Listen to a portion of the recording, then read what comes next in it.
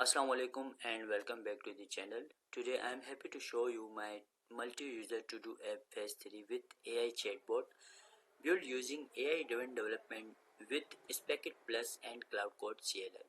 Rather than writing all the code manually, I use Spec Kit Plus to define what the app should do.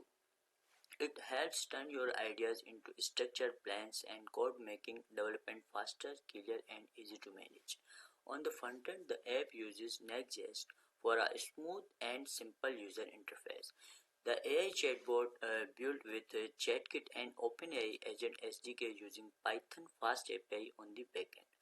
You can add, update, complete, or delete tasks just by chatting natural language. No buttons, no forms needed. All the tasks and conversation are saved in Neon database, and MCP tools take care of managing them reliable. This phase shows the AI Spec Plus and tool-based design can work together to make smart apps that helps people manage their tasks easily. Let's chat with To-Do app chatbot to manage our tasks.